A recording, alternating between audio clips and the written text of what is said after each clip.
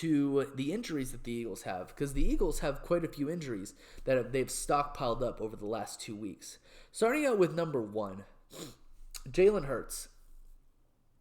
Now look, I didn't want him playing. I didn't want him playing against Dallas, and the reason why I didn't want him playing against Dallas is because I didn't think he was ready. Right? I read that you need about 10 to 14 days to rehab this kind of like shoulder chest injury. And I heard that it's not really going to affect his throwing, which was why he was able to do it so easily against the Bears. But if he gets hit there, it's going to be painful. That's why he's going to have to wear a flak jacket. Gardner Minsh, he did what you expected a backup quarterback to do. Backup quarterback goes in there, doesn't play as well as the starter, but he was definitely playing for something. He was playing for his mentor, Mike Leach, but he didn't win. Puts you in a bit of a quandary. Do you want to risk him? Which I think that it's something that he might decide to go out and do. Do you risk him against the Saints? Do we win? Do we lose? I don't know. After the Eagles game, I was real frustrated, and I was like, man, Jalen Hurts needs to go out there because Minshew can't do it. But I know that the Eagles will be more successful with Hurts. If Minshew can't beat the Saints, then he doesn't deserve to be a starter in any way. It is clearly obvious that with Hurts out of the game, that the Eagles definitely lose an edge. And is this an edge that they could get back? I have no idea. But Minshew definitely can't run the offense the way that Jalen Hurts does. So it's definitely a decision that the team is going to make. Do I think that Jalen Hurts is going to go out there against the Saints? In my right mind, I think he might. I'm glad that he stayed out of the Dallas Cowboys game because I think that he really needed to rehab himself. He really needed to heal from his injury. But I don't know what's going to happen there. I think that it's up in the air. It's whatever he feels comfortable with. If he wants to start, there's no doubt in my mind that he is going to play. In the Cowboys game, one of the biggest points in which the Cowboys started to come back was when Avonte Maddox went out. Avonte Maddox is one of the more important aspects of the defense.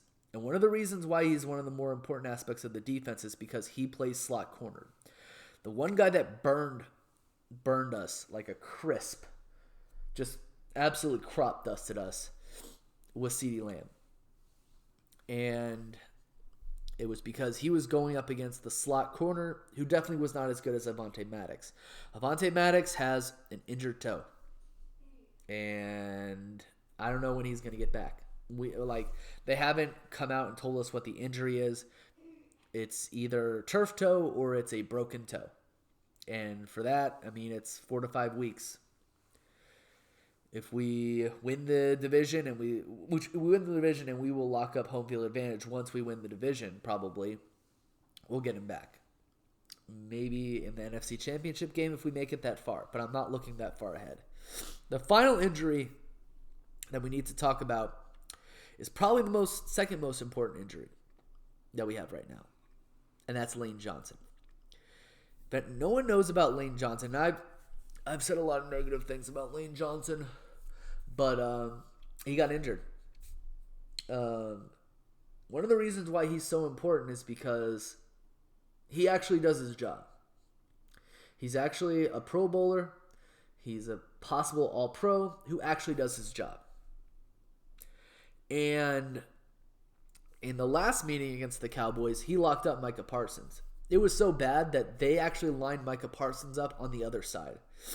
And actually, Jordan Mailata did an admirable job against him. Even when we put Jack Driscoll in, he didn't even play on that side.